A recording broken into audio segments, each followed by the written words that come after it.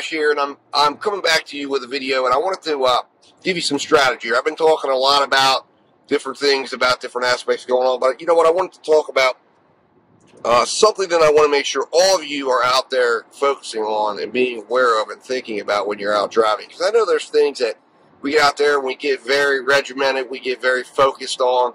All right, I'm going to set this standard of $2 miles or $7 minimums or whatever. And, you know, that's great. Have your standards. But at the same point, understand that not every standard can be just across the line, black and white. And that you've got to have flexibility and you've got to have human analysis in effect when looking at your orders and when selecting orders. And the issue I wanted to talk to you about today is about making sure when you're selecting an order, recognizing the difference between two orders, and not getting trapped in a zone, especially during hot, heavy, busy times, and recognizing the trick DoorDash will try to pull on you. One of the tricks they use when hiding tips that I want you to be aware of, and make sure you're aware when looking at orders and accepting orders. And the particular trick I'm talking about, I don't have screenshots to throw up here, but I'm going to throw two scenarios out at you, in two orders that are orders, similar orders. They're not exact orders that I've seen, but they're similar to scenarios that I've seen out there in the field after being out here for a year and a half. And the scenario would be something like this. I'd get an offer from DoorDash. Say it's a Burger King order or McDonald's order. It's $9, and they bait you in because they're showing 4.7 miles, right? So it's like $9, 4.7 miles. And most people look at that and go, wow, that's 2 miles, boom. And let's just say in this instance, this McDonald's is a competent McDonald's. So you're okay with it. You're okay with picking up from them. So you go in and you snatch it because you go, wow, $2 a mile. But if you're not looking at where you're dropping off and recognizing what DoorDash might be doing here, you could take this order and get to the end of your shift and wonder, well, I did things right.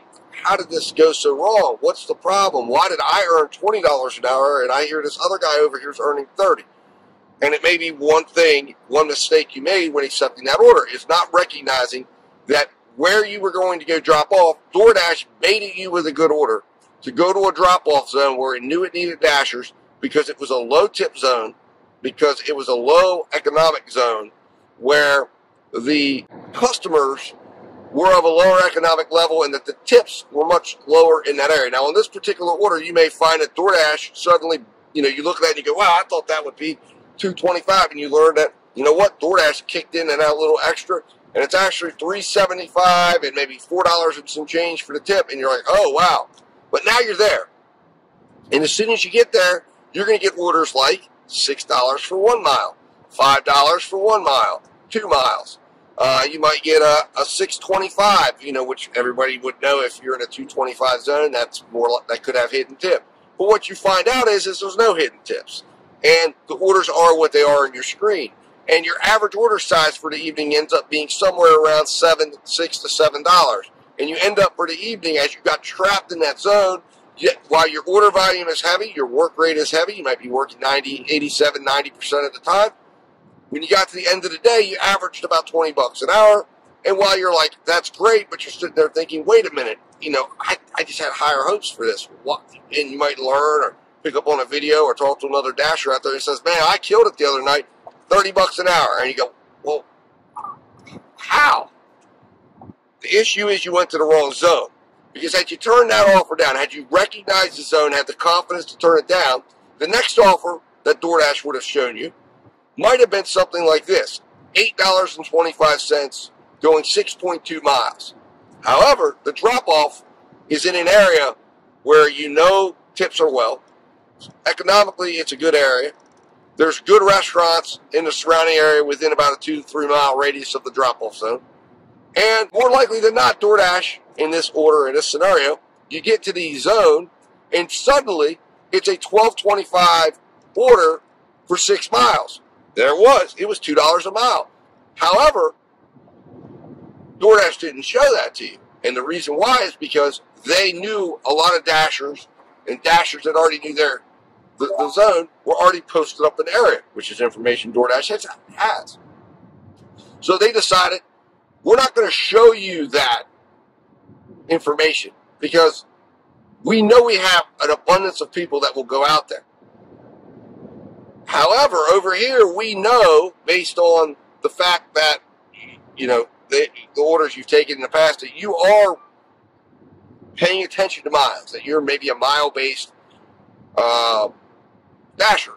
So they're going to show you the one. They're going to show you the full amount because they want you to take that amount, and they know once they get you over into that zone that they're going to start pumping you full of orders where they're going to show you the full amount, and they're going to show you decent amounts, and you're going to take them, and you're going to end up staying over there, and you're going to end up working that 2 to 3 mile radius where you're working fast food, lower end restaurants, lower end maybe Chinese restaurants, pizza restaurants, and you end up with a ticket item of around $6 to $7 to $8, versus you end up in the other zone, you make your $12.25, you get another similar offer, maybe, you wait a little bit, and another nice restaurant comes through. And DoorDash, again, is hiding tip because they know they've got an area full of dashers, and what they want you to do is maybe get frustrated and head out. They want you to see these orders and go, well, we know we can get a dasher because we're going to keep upping it to a point that someone will eventually take it. But their goal is to frustrate you, send you towards restaurants that they need dashers at that are going to be lower end, and they're going to show you the better orders. They're going to show you full orders. They're going to show you orders that they can take out. Maybe they bumped the tip up. And again, I believe DoorDash is still stealing base pay. But they're going to show you, and they're going to bump the base pay up on the orders that they want to juice up a little bit to get you over there. And then once they get over there, they're going to show you whatever they're going to show you. Maybe it's $5, $6. But that's why you've got to be very, very cognizant of your market. And you need to pay attention and focus on the drop-off areas. And you need to be watching these orders that are close in miles, but if you know the restaurant is a good restaurant, if you know the area is good tipping, then, and you're sitting out looking and thinking, all right, where am I going to go? It's 6 o'clock. It's the beginning of dinner. DoorDash is going to try to bait you out of the areas to where they need dashers at. If you're not careful, you'll end up over in a lower area. And remember, at the end of the day, our customers are not bad people. And some people would tip more if they had more. So if you go over to an area that's more financially distressed and you're getting low tips and you're getting low order amounts and you're getting low payouts and you're having to work 4 orders an hour just to maybe make $22, $23 an hour, try changing up your area. Try finding other zones in your area or just finding another area altogether that's going to have a better socioeconomic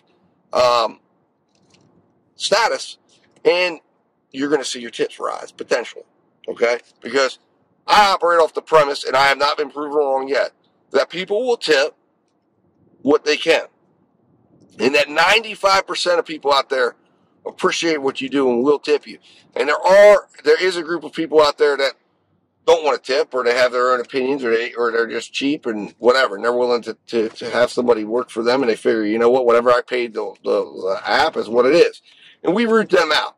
Good order acceptance practices will root those customers out. But knowing your area, knowing where you're at, knowing what restaurants are around, getting to know your market, driving your market before you work your market, and becoming accustomed to exactly what's going on and paying attention to your numbers, looking at your screenshots. One of the reasons why you get screenshots is because you can look, if you have a night that you did not like, and you've collected screenshots from that evening, you can see right away the decision that everything went off the rails, that all of a sudden your evening went left. It looked like it was going right, and it went left. And then you can also see on great evenings, that's another time to review your screenshots and say, wow, tonight was a great earning night. Let's look at where I ended up. And if you get a map out, or you screenshot your map, and you start kind of placing the orders around, you can start to see, wow, this night took place because I ended up over here, and I got this, and I got this. And you can start backtracking and creating. So these are the things you can do, guys. Instead of sitting around and wasting your time trying to go get Top Dasher, focus on learning how to value out your orders, collect your data, review your screenshots, review your market, and figure out where you need to go in your market to go get the money. because the money is there. Do your research. But if you spend your time trying to copy without analyzing, not developing your analysis techniques, not becoming analytical with your thought and your processes, then of course you're not going to get it. You're not going to get it copying others. You've got to create your own process to success.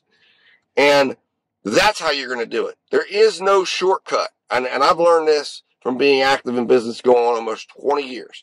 And as a top performer, I realized long ago, there's no shortcut to success. Those will try to do it. There's a way to do it.